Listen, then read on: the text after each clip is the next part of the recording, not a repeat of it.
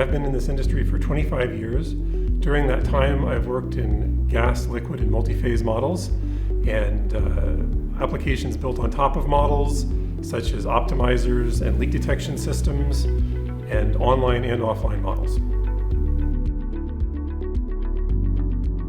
I'm very happy with the way it turned out.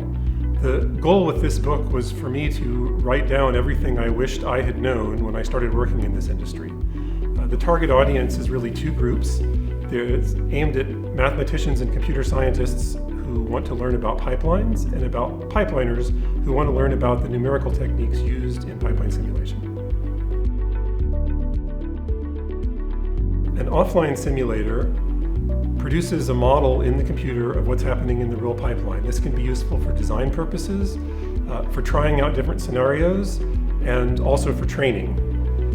A look-ahead simulator is a type of offline simulator that can run the current operations into the future and show us what's going to happen when we do certain things in the pipeline starting from the current state. And then finally, an online simulator uses the instrumentation installed on the pipeline to drive the model, so it keeps an accurate state of what's happening in the system right now. This can tell us what pressures and flows are at places where we don't have any instrumentation, and it's also useful for detecting anomalies. Either a leak or an instrument going bad will show up as an inconsistency in the instrument data, and so we can find that from an online model.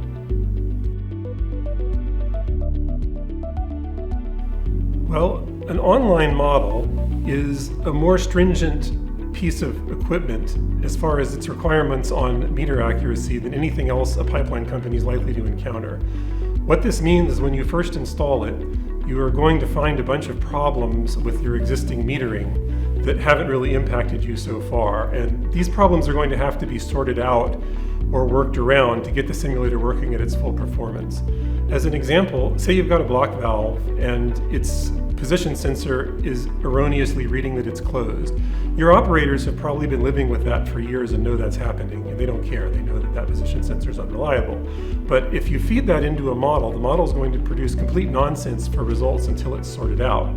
So you're going to have to fix a number of issues like that.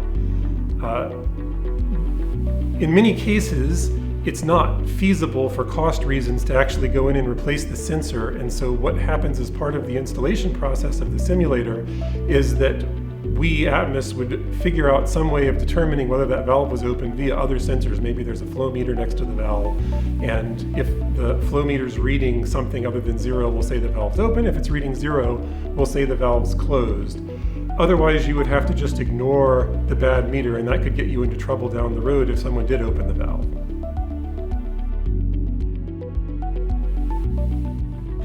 An online model can tell you a lot more about what's going on in your pipeline than just looking at the instruments alone. By showing you pressures at points away from instruments, it can identify possible maximum pressure violations or slack, and also can give much better estimates of line pack in a gas pipeline.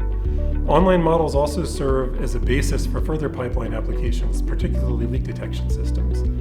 On gas pipelines, any accurate leak detection system is going to need a good online model underlying it if it's going to be based on software and not require expensive additional hardware added to the line. As long as the instruments are maintained well, the model should be able to provide accurate leak detection with minimal false alarms and also accurate locations and leak sizes. Finally, online models are good at a variety of other anomaly detection by looking at inconsistencies among the instruments. They can show when pumps or compressors are starting to fail and require maintenance, when liquid's building up in a gas pipeline, or when a batch in a liquid pipeline doesn't have the expected fluid properties.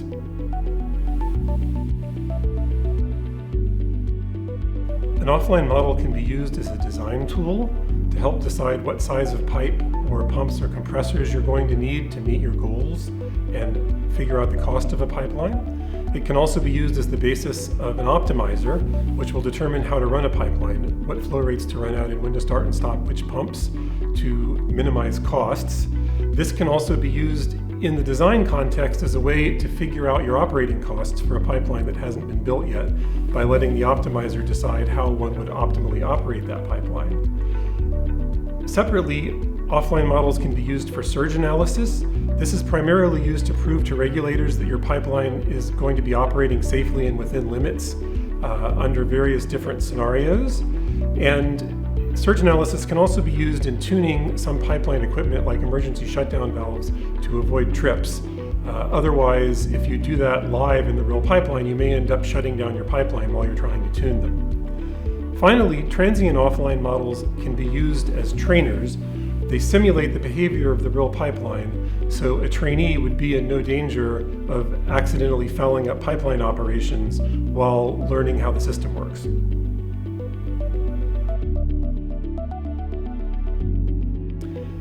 In an online model where the meters are very carefully maintained, we can generally provide accuracies of 1 psi error about across the network. This level of accuracy does require some dedication from the pipeline operator. Any deviations between the meters in reality have to be investigated. This can just be done by monitoring the model and seeing where the model results start to deviate from the meters. And any large-scale changes in the operating environment, thermal changes or that sort of thing, also need to be correctly input to the model. Now, if you just have a model running that was good when it started and leave it going for a few years and don't do anything with it, your accuracy is probably going to be more like 10 psi errors around the network. And in many circumstances, that's okay. That's a good enough accuracy for a lot of applications. It'll give you a pretty good line pack on a gas pipeline. And it costs money to track down meter errors and monitor the thing constantly.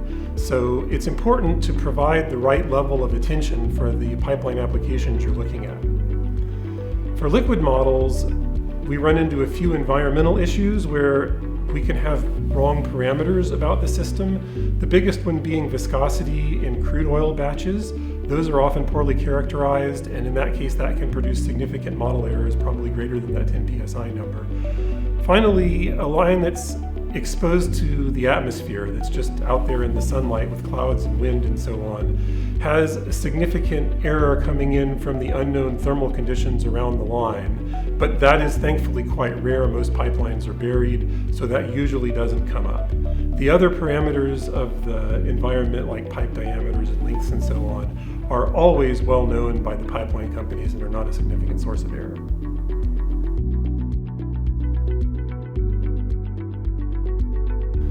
U.S. regulators historically haven't required leak detection of gas pipelines to the extent that regulators in other countries have done. The primary use case for online gas models is as a basis for an online leak detection system, and they're very cost-effective compared to the other options, things like hardware-based leak detection. However, a gas model-based leak detection system is not nearly as cheap as no leak detection system at all, at least until you have a leak. We do see that this regulatory environment is changing, and so we expect in the future to see more online gas models in the US market.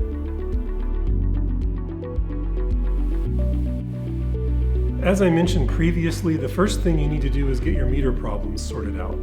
This would typically happen during commissioning of the system, and it's much easier to do if there's a direct channel for communications between the simulation vendor and the pipeline company, rather than having to go through the intermediary of, say, the SCADA company, which is a common arrangement.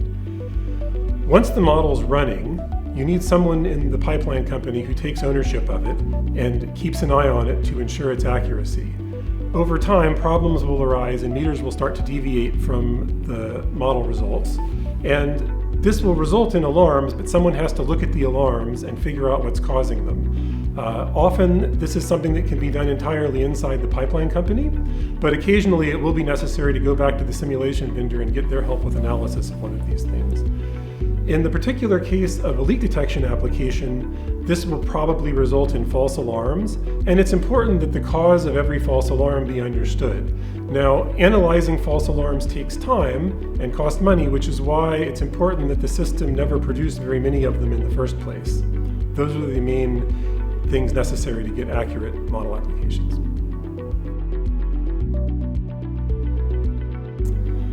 Running simulations in the cloud lets us quickly run multiple scenarios in parallel.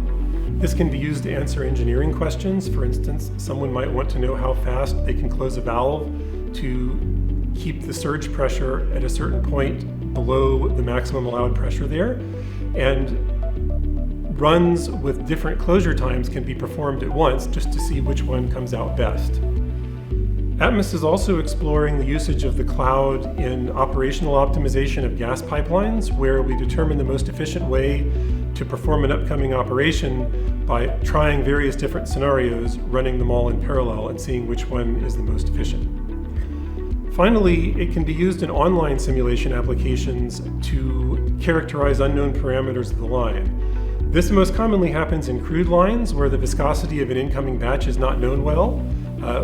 With an online model running in the cloud, we can split it into several parallel models and try different viscosities and then see which one best fits what we're seeing on the instrumentation and keep that one and then continue running from there. Pipeline companies are at the forefront of the energy transition. For gas pipelines, this looks today like it's going to mean three main things: hydrogen blending into existing gas, shipping carbon dioxide possibly in existing pipelines or new pipelines, and dealing with strongly peaking loads where gas pipelines are used to deal with gaps in the energy supplied by renewable sources like wind and solar. What's required in the case of the CO2 and hydrogen blending of simulation is that it be able to accurately model the equations of state governing these fluids. Today, equations exist that are quite accurate for carbon dioxide as long as it's pure, but what we expect to see in the future is carbon dioxide mixed with other impurities like combustion products, and there's ongoing research into the equations of state necessary to accurately model that. For peaking loads, we expect to see more interest in gas optimization as pipelines are asked to operate in new and more transient flow regimes than they have before, and software can certainly provide assistance with that. Outside of the area of gas pipelines, we expect to see more compressible liquid pipelines moving things like natural gas liquids or LPGs, and existing simulators, including Atmos SIM, can accurately model this, but it is necessary to understand that the behavior of pumps is quite different with these things and to have accurate equations of state. Crude pipelines are experiencing declining flow rates as the fields get depleted and new fields are not drilled. And this is also a place where pipeline simulation can provide quite a bit of help. An accurate thermal model, both of the fluid and of the thermal environment around the outside of the pipeline, is necessary to tell when the crudes will become too cold and viscous to pump without the addition of heaters or other changes in the pipeline equipment.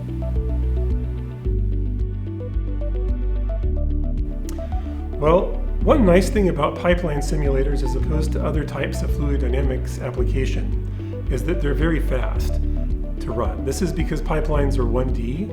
If you're doing something like a 3D model of airflow over an airplane wing, it can take all day to get your results back, but most of our simulators can run at least the sort of simple problems we run during development in a few seconds. And so this makes the cycle of running the simulation, seeing what it did, fixing it or changing it in whatever way I want to change, and running it again quite quick, and makes it quick to develop new features, fix bugs, and that sort of thing. So that makes the whole process of working on it more enjoyable as well as faster. I also very much like working on optimizers. The best thing when you're writing an optimizer is if your program comes back with a solution that you wouldn't have thought of and does something clever. It's like when your child does something clever almost. So occasionally when we're lucky, we run into a problem where we can do something equivalent to a global search over all the solutions. This does come up sometimes, and those are the best ones because they're the most likely to come up with a new way of solving it that I wouldn't have thought of myself.